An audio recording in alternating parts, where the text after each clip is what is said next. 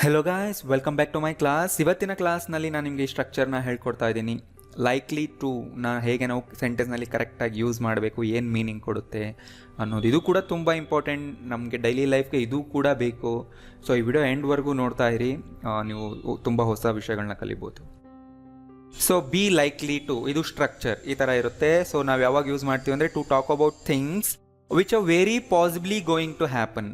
ಅಂದರೆ ಆಗುವ ಸಾಧ್ಯತೆ ಇರುತ್ತೆ. ತುಂಬ ವಿಷಯಗಳು, ಕೆಲಸಗಳು ಅಥವಾ ಘಟನೆಗಳು ನಡೆಯುತ್ತೆ ಅಂತ ನಮಗೆ ಗೊತ್ತಿರುತ್ತೆ.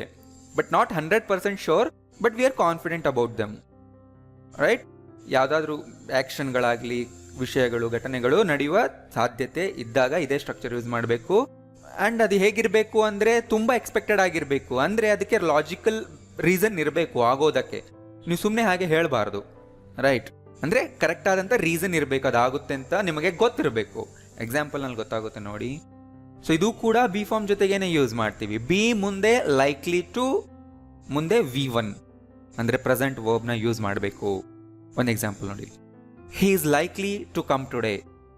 ಸ್ಟ್ರಕ್ಚರ್ ನೋಡಿ, he is likely to come today ಅಂದರೆ ಅವನು ಇವತ್ತು ಬರುವ ಸಾಧ್ಯತೆ ಇದೆ. 100% ಶೋರ್ ಇಲ್ಲ, ಬಟ್ 90%, 95%, 99% ನಿಮಗೆ ಶ್ಯೂರಿಟಿ ಇರುತ್ತೆ. ಆ್ಯಂಡ್ ಅದ್ರ ಹಿಂದೆ ಕರೆಕ್ಟ್ ಆದಂಥ ಲಾಜಿಕಲ್ ರೀಸನ್ ಇರಬೇಕು. ಯಾಕಂದರೆ ಅವನಿಗೆ ನಾಳೆ ಇಂಟರ್ವ್ಯೂ ಇದೆ, ನಾಡಿದ್ದು ಇಂಟರ್ವ್ಯೂ ಇದೆ, ಅವನು ಇವತ್ತೇ ಬರ್ಬೋದೇನೋ ಇಲ್ಲಿಗೆ, ಈ ಊರಿಗೆ ನೋಡಿ. ಅದು ಒಂದು ರೀಸನ್ ಅಲ್ವಾ? ಈ ಥರ ಗೊತ್ತಿರಬೇಕು ನಿಮಗೆ. ಆ್ಯಂಡ್ ಇಲ್ಲಿ ನಾವು ಲೈಕ್ಲಿನ ಅಡ್ಜೆಕ್ಟಿವ್ ಥರ ಯೂಸ್ ಮಾಡ್ತಾ ಇದ್ದೀವಿ. He is likely to come today, ಇಲ್ಲಿ ಲೈಕ್ಲಿ ಅನ್ನೋದು ಅಡ್ಜೆಕ್ಟಿವ್. ಅಂದರೆ ಅವನು ಆ ಕೆಲಸ ಮಾಡುವ ಸಾಧ್ಯತೆ ಇದೆ. He is probable to do that. ಈ ಸೆಂಟೆನ್ಸ್ಗೆ ಕಂಪೇರ್ ಮಾಡಿ ನೋಡಿ, he is happy to help you. ನೋಡಿ, ಅವನು ಹ್ಯಾಪಿ ಆಗಿದ್ದಾನೆ ನಿನಗೆ ಹೆಲ್ಪ್ ಮಾಡೋದಕ್ಕೆ. ಇಲ್ಲಿ ಹ್ಯಾಪಿ ಅನ್ನೋದು adjective. He is likely to come, ಅವನು ಬರೋದಕ್ಕೆ ಲೈಕ್ಲಿ ಆಗಿದ್ದಾನೆ ಅಂದರೆ ಸಾಧ್ಯತೆ ಇದೆ, ಸಾಧ್ಯತೆ ಹೊಂದಿದ್ದಾನೆ ಅಂತ. ಸೊ ಎರಡೂ ಕಂಪ್ಯಾರಿಸನ್ ಮಾಡಿ ನೋಡಿ, ಸಿಮಿಲರ್ ಸೆಂಟೆನ್ಸ್ಗಳಿವು ಅಲ್ವಾ? ಸೊ ಲೈಕ್ಲಿ ಇಲ್ಲಿ ಬಿ ಫಾರ್ಮ್ ಮುಂದೆನೇ ಯೂಸ್ ಮಾಡಬೇಕು. ಓಕೆ, ಪಾಸ್ಟ್ನಲ್ಲೂ ಯೂಸ್ ಮಾಡ್ತೀವಿ.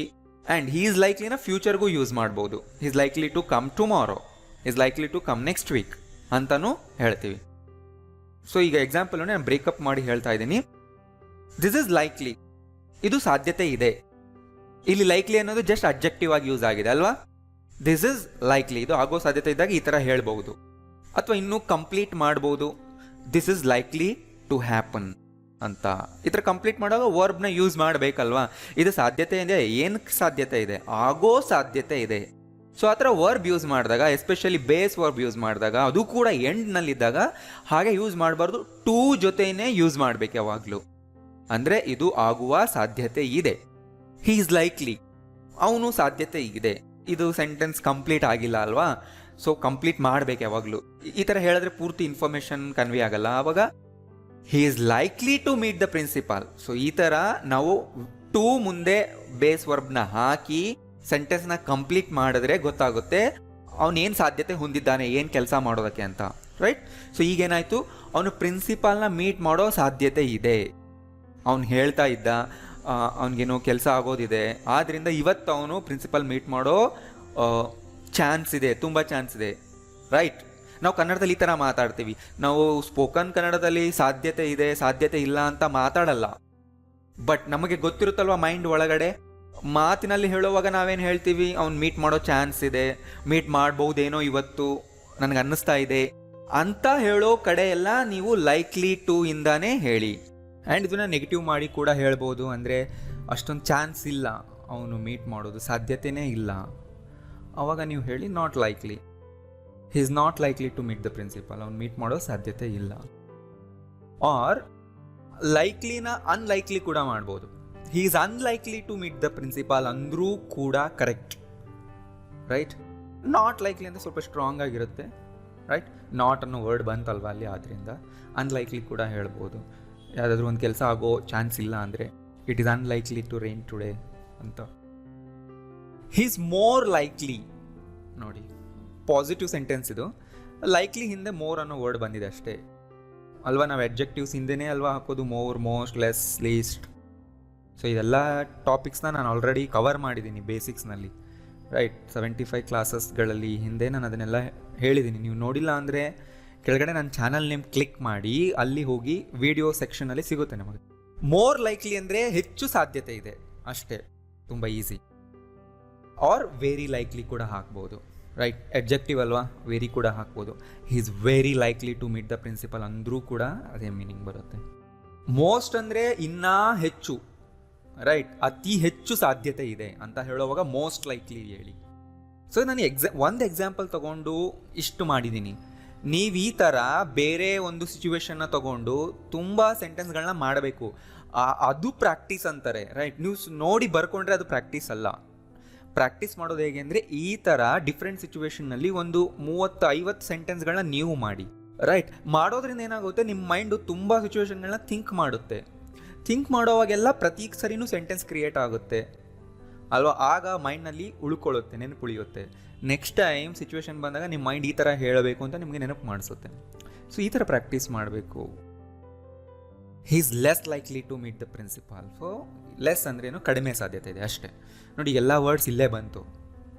ಈಗ ನೀವು ಮೀಟ್ ಜಾಗದಲ್ಲಿ ಬೇರೆ ವರ್ಡ್ ಹಾಕಿ, ತುಂಬ ಜನ ಕನ್ಫ್ಯೂಸ್ ಆಗಬಹುದು. ಮೇ ಮೈಟ್ ಗೊತ್ತಿರೋರಿಗೆ ನಾನು ಹೇಳ್ತಾ ಇದ್ದೀನಿ, ಇಲ್ಲಿ ಮೇ ಕೂಡ ನಾವು ಯೂಸ್ ಮಾಡ್ತೀವಿ ಈ ಥರ ಸಾಧ್ಯತೆನ ಹೇಳೋದಕ್ಕೆ. ಬಟ್ ಡಿಫ್ರೆನ್ಸ್ ಇದೆ ನೋಡಿ ಇಲ್ಲಿ. He may meet the principal ಅಥವಾ ಮೈಟ್ ಮೀಟ್ ದ ಪ್ರಿನ್ಸಿಪಾಲ್, ಎರಡರಲ್ಲೂ ಏನು ದೊಡ್ಡ ಡಿಫ್ರೆನ್ಸ್ ಇಲ್ಲ. ಮೈಟ್ಗಿಂತ ಮೇ ಸ್ವಲ್ಪ ಸ್ಟ್ರಾಂಗರ್ ವರ್ಡ್ ಅಷ್ಟೇ. ಇದ್ರ ಮೇಲೆ ನಾನು ಯಾವತ್ತೋ ಒಂದು ವಿಡಿಯೋ ಮಾಡಿದ್ದೆ, ಹಳೆ ವಿಡಿಯೋ. ಬಟ್ ನಾನು ಡಿಫ್ರೆನ್ಸ್ ಹೇಳ್ತಾ ಇದ್ದೀನಿ ನೋಡಿ ಇಲ್ಲಿ. He may meet the principal or he might meet the principal, ಈ ಸೆಂಟೆನ್ಸ್ಗೂ he is likely to meet the principal ಏನು ಡಿಫ್ರೆನ್ಸ್ ಇದೆ. ಮೇ ಯಾವಾಗ ಯೂಸ್ ಮಾಡ್ತೀವಿ ಅಂದರೆ, ಆ ಕೆಲಸ ಆಗಬಹುದು ಅಂತ ಹೇಳೋ ಕಡೆ. ಅವನು ಪ್ರಿನ್ಸಿಪಲ್ನ ಮೀಟ್ ಮಾಡಬಹುದು, ನೋಡಿ ಬಹುದು ಬಂತು ಅಂದರೆ ಇನ್ ಮೈ ಒಪಿನಿಯನ್, ನನಗೆ ಅನ್ನಿಸ್ತಿದೆ ಆ ಥರ. ಇನ್ ಮೈ ಒಪಿನಿಯನ್ ಹಿ ಮೇ ಮಾಡಬಹುದು ಅಥವಾ ಇಲ್ಲದೆ ಇರಬಹುದು, ಅಂದರೆ 50-50 ಚಾನ್ಸ್ ಇದೆ ಇಲ್ಲಿ, ರೈಟ್. ಬಟ್ ಲೈಕ್ಲಿಯಿಂದ ನಾವೇನು ಹೇಳ್ತಾ ಇದ್ದೀವಿ, ಮಾಡುವ ಸಾಧ್ಯತೆ ಇದೆ ಅಂದರೆ ತುಂಬ ಹೈಯರ್ ಚಾನ್ಸ್ ಇದೆ. ನಾನು ಹೇಳಿದ್ನಲ್ಲ 90%, 99% ಇದ್ದಾಗ ಹೇಳಬೇಕು. ಬಟ್ ನಾಟ್ 100% ಶೋರ್ ಇಲ್ಲೂ ಕೂಡ. ಅಂದರೆ ಅದಕ್ಕೊಂದು ಲಾಜಿಕಲ್ ರೀಸನ್ ಇರಬೇಕು, ಮೋಸ್ಟ್ ಎಕ್ಸ್ಪೆಕ್ಟೆಡ್ ಆಗಿರಬೇಕು. ಅವಾಗ ಲೈಕ್ಲಿ ಟು ಇಂದ ನೀವು ಹೇಳಬೇಕು ಸೆಂಟೆನ್ಸ್ನ. ಎಕ್ಸಾಂಪಲ್ ನೋಡಿ, ಇನ್ನು ಗೊತ್ತಾಗುತ್ತೆ ನಿಮಗೆ. The glass is likely to fall, glass ಬೀಳೋ ಸಾಧ್ಯತೆ ಇದೆ ಅಂದರೆ ನನ್ನ ಕಣ್ಣು ಮುಂದೆ ಕಾಣಿಸ್ತಾ ಇದೆ, ಅದು ತುಂಬ ಎಡ್ಜ್ನಲ್ಲಿದೆ, ಈಗ ಏನಾದರೂ ಗಾಳಿ ಬಂದರೆ ಬೀಳಬಹುದು. ಸೊ ಪಾಸಿಬಿಲಿಟಿ ಎಷ್ಟಿದೆ, 99% ಇದೆ ಅಲ್ವಾ. ಗಾಳಿ ಬರದೇ ಇದ್ದರೆ ಮಾತ್ರ ಅದು ಬೀಳಲ್ಲ, ಬಟ್ ಅದು ತುಂಬ ಎಡ್ಜ್ನಲ್ಲಿದೆ ಅಂದರೆ ಬೀಳೋ ಸಾಧ್ಯತೆ ಇದೆ. ಆರ್ ಅದು ಕರೆಕ್ಟ್ ಪೊಸಿಷನ್ನಲ್ಲೇ ಇದೆ, ಅವಾಗ ಏನಾಗುತ್ತೆ, ಪಾಸಿಬಿಲಿಟಿ ತುಂಬ ಕಡಿಮೆ ಇರುತ್ತೆ ಬೀಳೋದು. ಅವಾಗ ನಾನು ಮೇ ಯೂಸ್ ಮಾಡಬಹುದು ಅಲ್ಲಿ. ಮೋಡಲ್ ವರ್ಬ್ಸ್ನಲ್ಲಿ ನಾನು ಅದನ್ನು ಹೇಳ್ಕೊಡ್ತೀನಿ. ಬಟ್ ಇವತ್ತಿನ ಟಾಪಿಕ್ ನೋಡಿ, ನಾನು ಪ್ರತಿ ಕ್ಲಾಸ್ನಲ್ಲಿ ಯಾವ ಟಾಪಿಕ್ ಮೇಲೆ ಫೋಕಸ್ ಮಾಡಿರ್ತೀರೋ ನೀವು ಅಷ್ಟೇ ಕಲ್ತ್ಕೊಳ್ಳಿ. ನೀವು ತುಂಬ ಓವರ್ ಥಿಂಕ್ ಮಾಡಿದ್ರೆ ನಿಮ್ಗೆ ಕನ್ಫ್ಯೂಷನ್ಸ್ ಆಗುತ್ತೆ. ಆ ಟಾಪಿಕ್ ಬಂದಾಗ ನೀವು ಅದು ಕಲಿಬೋದು. Seema is likely to get that job, ಆ ಜಾಬ್ ಸಿಗೋ ತುಂಬ ಚಾನ್ಸ್ ಇದೆ ಸೀಮಾಗೆ. ಅದ್ರ ಹಿಂದೆ ಸ್ಟ್ರಾಂಗ್ ರೀಸನ್ಸ್ ಇರಬೇಕು, ಸುಮ್ಮನೆ ನೀವು ಹೇಳಬಾರ್ದು, right. He is likely to come today itself, ಅವನು ಇವತ್ತೇ ಬರೋ ಚಾನ್ಸ್ ಇದೆ, ಸಾಧ್ಯತೆ ಇದೆ. ನಾನು ಆಗಲೇ ಹೇಳಿದ್ನಲ್ಲ, ಕನ್ನಡದಲ್ಲಿ ನಾವು ಮಾತಾಡುವಾಗ ಸಾಧ್ಯತೆ ಇದೆ, ಸಾಧ್ಯತೆ ಇಲ್ಲ ಅನ್ನೋ ವರ್ಡ್ನ ಯೂಸ್ ಮಾಡಲ್ಲ, ರೈಟ್. ನಿಮ್ಗೆ ತುಂಬ ಸರಿ ಬುಕ್ಸ್ನಲ್ಲಿ, ಟೆಕ್ಸ್ಟ್ ಬುಕ್ಸ್ನಲ್ಲೇ ಕಾಣುತ್ತೆ ನೋಡೋದಕ್ಕೆ. ಬಟ್ ನಾವು ಈ ಥರ ಹೇಳ್ತೀವಿ, ಚಾನ್ಸ್ ಇದೆ, ಚಾನ್ಸ್ ಇಲ್ಲ ಅಂತ. ನಿಮ್ಮ ಮೈಂಡ್ನಲ್ಲಿ ಅದು ಗೊತ್ತಿರುತ್ತಲ್ಲ, ಅವಾಗ ಯೂಸ್ ಮಾಡಿ. ಸ್ಟ್ರಕ್ಚರ್ ನೋಡ್ಕೊಳ್ಳಿ. ಬಿ ಲೈಕ್ಲಿ ಟು ಮುಂದೆ ಬೇಸ್ ವರ್ಬ್ ಇರಬೇಕು. ನೀವು ING ವರ್ಬ್ ಹಾಕಬಾರ್ದು, ಇಲ್ಲಿ ಪಾಸ್ಟ್ ವರ್ಬ್ ಹಾಕಬಾರ್ದು. She is likely to pass the interview this time. ನೋಡಿ, ಅಂದರೆ ತುಂಬ ಟೈಮ್ ಅವಳು ಫೇಲ್ ಆಗಿದ್ಲು, ಬಟ್ ಈ ಸರಿ ಅವಳಿಗೆ ಗೊತ್ತಾಗಿದೆ, ತುಂಬ ಎಫರ್ಟ್ ಹಾಕಿದೆ ಅಂತ ಗೊತ್ತಾದಾಗ ನಾನು ಹೇಳ್ಬೋದು ಈ ಥರ. It's likely to rain today, ಇಲ್ಲಿ ರೇನ್ ಅನ್ನೋದು ವರ್ಬ್, ಟು ರೇನ್ ಅಂದರೆ ಮಳೆ ಆಗುವ. ರೇನ್ ಅನ್ನೋದು ವರ್ಬ್, ಇಟ್ಸ್ ಅನ್ನೋದು ನಾನು ಹೇಳಿದ್ನಲ್ಲ, ರೇನ್ಗೆ ನಾವು ಇಟ್ ಅನ್ನೋ ಸಬ್ಜೆಕ್ಟ್ನ ಯೂಸ್ ಮಾಡಬೇಕು. It's likely to rain today. The rain is not likely to stop, rain ನಿಲ್ಲೋ ಥರ ಕಾಣಿಸ್ತಾ ಇಲ್ಲ ಅನ್ನೋಗಿ ನೀವು ಈ ಥರ ಹೇಳ್ಬೋದಲ್ವಾ, right.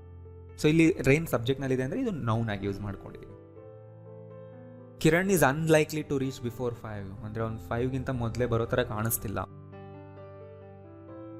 They are likely to agree to our plan. Ravi isn't likely to go to Delhi. India are likely to win the match tomorrow. ಅಂದರೆ ನಾಳೆ ಇಂಡಿಯಾ ಮ್ಯಾಚ್ ಗೆಲ್ಲೋ ಥರ ಇದೆ, ನಮ್ಗೆ ಕೆಲವು ಸರಿ ಅನಿಸುತ್ತೆ, ಯಾಕಂದರೆ ಟೀಮ್ ತುಂಬ ವೀಕ್ ಇದೆ ಅಂತ ಅಂದಾಗ, ಮ್ಯಾಚ್ ಇಂಡಿಯಾದಲ್ಲೇ ಇದೆ ಅಂತ ನಮಗೆ ಗೊತ್ತಿದ್ದಾಗ, ಕಂಡೀಷನ್ಸ್ ಫೇವರ್ ಆಗಿದ್ದಾಗ ನಾವು ಈ ಥರ ಹೇಳ್ಬೋದು. ಆ್ಯಂಡ್ ಇಂಡಿಯಾ ಆರ್ ಅಂತ ಬಂತು ನೋಡಿ, ನಾನು ಹೇಳಿದ್ನಲ್ವ, ಇಂಡಿಯಾ ಆ್ಯಸ್ ಅ ಟೀಮ್ ತೊಗೊಂಡಾಗ ಆರ್ ಅನ್ನೋದು ಯೂಸ್ ಮಾಡ್ತೀವಿ. India as a team, a group of players, right? So ತುಂಬ ಸರಿ ಇಂಡಿಯಾ ಆರ್ ಅಂತ ಬರುತ್ತೆ. ಯಾವಾಗ ಅಂದರೆ ಅದನ್ನು ಟೀಮ್ ಅಂತ ಕನ್ಸಿಡರ್ ಮಾಡಿದ್ರೆ, ಇಲ್ಲಿ ಅದು ಟೀಮ್ ಅಂದರೆ ಗ್ರೂಪ್ ಆಫ್ ಪ್ಲೇಯರ್ಸ್, ಆದ್ದರಿಂದ ಆರ್ ಬರುತ್ತೆ. ನೀವು ತುಂಬ ಸರಿ ಸ್ಪೋರ್ಟ್ಸ್ ನೋಡುವಾಗ ಟೀಮ್ಗಳ ಮುಂದೆ ಕಂಟ್ರಿ ನೇಮ್ ಇದ್ದರೂ ಕೂಡ, ಕಂಟ್ರಿ ನೇಮ್ ಅಂದರೆ ಕಂಟ್ರಿ ಅಲ್ಲ, ಅದು ಟೀಮ್ ಹೆಸರು. ಅದು ಇಂಡಿಯಾ ಅನ್ನೋದು ಇಲ್ಲಿ ಟೀಮ್ ಹೆಸರು, ಆದ್ದರಿಂದ ಅದ್ರ ಮುಂದೆ ಆರ್ ಅಂತ ಬಂದಿರುತ್ತೆ. ಬಟ್ ನೀವು ಇಂಡಿಯಾ ಕಂಟ್ರಿ ಬಗ್ಗೆ ಮಾತಾಡುವಾಗ ಈಸ್ ಹಾಕ್ತೀರಾ, ರೈಟ್? ಇಂಡಿಯಾ ಈಸ್ ಹಾಕಬೇಕು ಯಾವಾಗ ಅಂದರೆ ಇಂಡಿಯಾ ಆ್ಯಸ್ ಅ ಕಂಟ್ರಿ ತೊಗೊಂಡ್ರೆ. ಬಟ್ ಇಲ್ಲಿ India as a team. Is likely to be late again, ಮತ್ತೆ ಲೇಟ್ ಆಗೋ ಚಾನ್ಸ್ ಇದೆ ನೋಡಿ. ಟು ಬಿ ಬಂತು, ಯಾಕಂದರೆ ಟು ಮುಂದೆ ಇಲ್ಲಿ ಬಿ ಅನ್ನೋದೇ ವರ್ಬ್, ಬಿ ಮುಂದೆ ಲೇಟ್ ಅನ್ನೋದು ವರ್ಡ್ ಬಂದಿದೆ ಅಂದರೆ ಅವ್ನು ಲೇಟ್ ಆಗ್ತಾನೆ ಅನ್ನೋ meaning. She wasn't likely to be back, ಅವಳು ಹಿಂತಿರುಗೋ ಸಾಧ್ಯತೆ ಇರಲಿಲ್ಲ. ಪಾಸ್ಟ್ ಇದು, ವಸಂಟ್ ಬಂತಲ್ವ, ಸೊ ಪಾಸ್ಟ್ನಲ್ಲಿ ಅವಳು ಹಿಂತಿರುಗೋ ಚಾನ್ಸಸ್ ಇರಲಿಲ್ಲ. ಸೊ ಅದಕ್ಕೆ ನಾವು ವೆಯ್ಟ್ ಮಾಡಲಿಲ್ಲ, ಬಂದ್ಬಿಟ್ವಿ. They are very likely to arrive next week. It's more likely to happen again. He is most likely, he is most likely to win the race. My boss isn't likely to be in the office today. Is this likely to happen again? ನೋಡಿ, ಇಲ್ಲಿ question ಮಾಡ್ತಾ ಇದ್ದೀವಿ, yes or no question. I don't think that's likely to happen. ನನಗೆ ಅನ್ನಿಸ್ತಾ ಇಲ್ಲ that is likely to happen. What is likely to happen? ಏನಾಗೋ ಸಾಧ್ಯತೆ ಇದೆ? WH question ಮಾಡಿದ್ವಿ. What do you think is likely to happen? ನಿನಗೇನನ್ಸುತ್ತೆ ಏನಾಗುತ್ತೆ ಅಂತ. What is likely to happen ನಲ್ಲಿ ವಾಟ್ ಡು ಯು ಥಿಂಕ್ ಅನ್ನೋದನ್ನು ಹಾಕಿದೀವಿ ಅಷ್ಟೇ. ವಾಟ್ ಡು ಯು ಥಿಂಕ್ ಆದಮೇಲೆ ಏನಿದೆ?